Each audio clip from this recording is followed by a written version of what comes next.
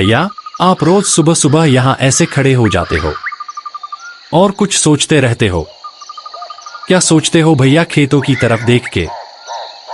सोचता नहीं हूं किशन, ये जमीन मुझसे बातें करती है।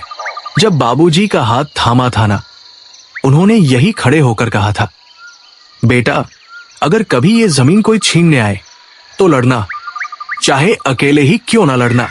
आज भी उनकी आवाज कानों में गूंजती है, चाहे जिंदगी दाव पर लग जाए, पर ये जमीन का टुकड़ा किसी को बिकने नहीं दूंगा।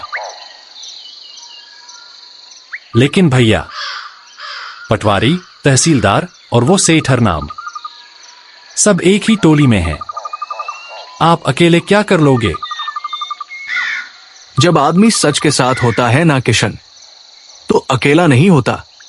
हर कण उसका साथ देता है, हर चींटी, हर हवा, हर बूंद। सच के लिए लड़ने वाला कभी हारा नहीं, बस लड़ने वाला चाहिए।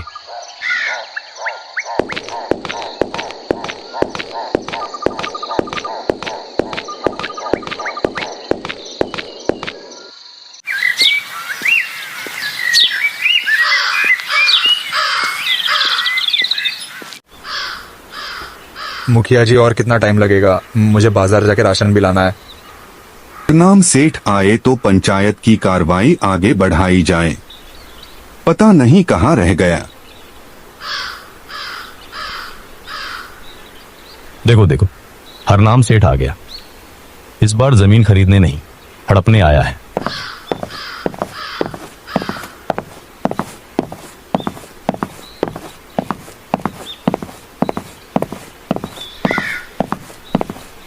नमस्ते सेठ जी, आइए आइए, आपकी ही राह देख रहे हैं सब लोग। मुखिया जी, राह तो अब मेरी हर जमीन देखेगी जिस पर मेरी नजर पड़ जाए।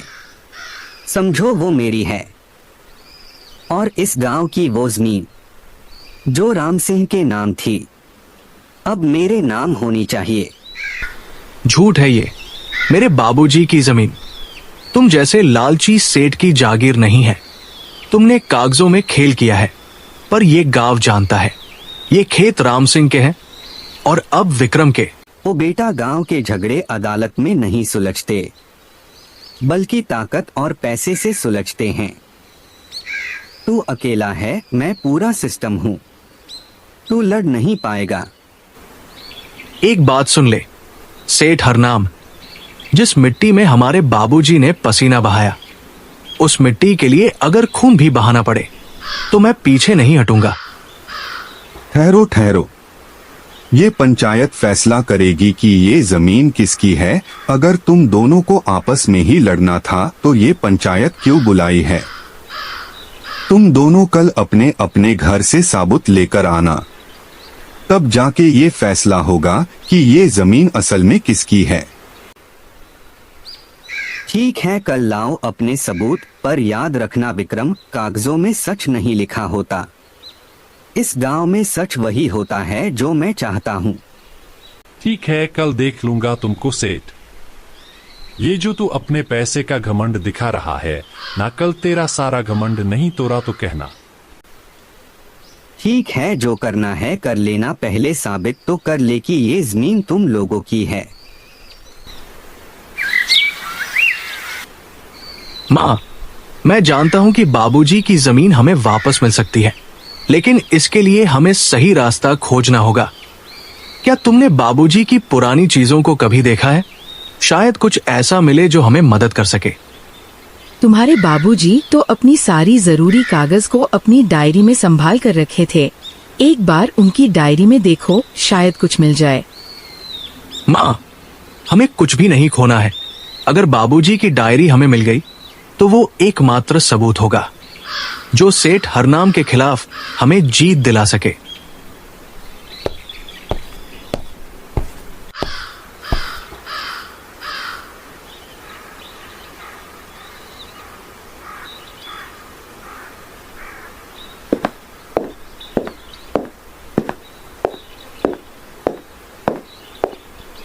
माँ, ये है वो सबूत। ये सबूत हरनाम सेठ को धूल चटाएगा।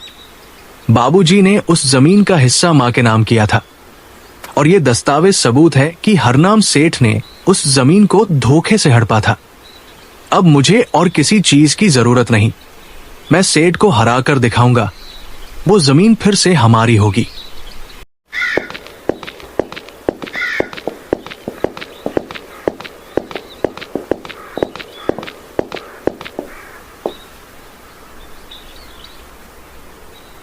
सभी लोग आ चुके हैं। बोलो विक्रम, क्या बोलना है? क्या तुम्हें अपनी जमीन के कागज मिले या नहीं? गांव वालों, मैं आज यहाँ एक मुद्दे के लिए आया हूँ। हमारी जमीन, हमारे बाबूजी की जमीन जो हरनाम सेठ ने धोखे से हड़प ली, उसे वापस लेने का वक्त आ गया है। मुझे मेरे खेत के कागज मिल चुके हैं। ये देखिए मुखिया जी। अरे हाँ, यहाँ तो लिखा है कि ये जमीन विक्रम के पिता की है और अब उसके माँ के नाम पर हो चुकी है। नहीं, ये झूठ बोल रहा है। कल तक इसके पास कोई कागज नहीं था और आज अचानक से कागज कहाँ से आ गया? कहीं ये कागज नकली तो नहीं? ये कोई नकली कागज नहीं है सेठ हरनाम। और हाँ, अगर इस पंचायत का कोई निर्णय नहीं होता तो हम अदालत का रुख करेंगे। हमारी जमीन हमारी है और हम इसे किसी भी कीमत पर नहीं छोड़ेंगे। यह कागज नकली नहीं, असली है। हरनाम सेठ, तुम्हें अपनी बातों का जवाब देना होगा। यह सब झूठ है। यह एक चाल है मुझे फंसाने की। मुझे यह नहीं मानना तुम सब एक साथ मिल चुके हो और मुझे फंसा रहे हो। सेठ हरनाम, तुमको पंचायत की बात माननी होगी। अगर इस पंचायत के फैसले को नहीं माना तो पुलिस को बुलाया जाएगा और इस पंचायत का फैसला है कि ये जमीन आज से विक्रम की होगी। अरे इसमें पुलिस को बुलाने की क्या बात है? मुखिया जी, आप लोग पुलिस को मत बुलाइए, मैं विक्रम की जमीन वापस कर दूंगा। सेठ हरनाम, मैंने कहा था ना कि ये जमीन मेरी है और किसी कीमत पर मैं इसको हासिल करके रहूंगा। अगर तुमने आज के बाद मेरी जमीन की तरफ देखा तो अब की बार सीधा पुलिस आएगी। विक्रम, आज से तुम अपनी जमीन पर खेती कर सकते हो और सेठ हरनाम, तुमको ये चेतावनी दी जाती है कि आज के बाद अगर किसी की जमीन की तरफ देखा तो तुमको इस गांव से निकाल दिया जाएगा।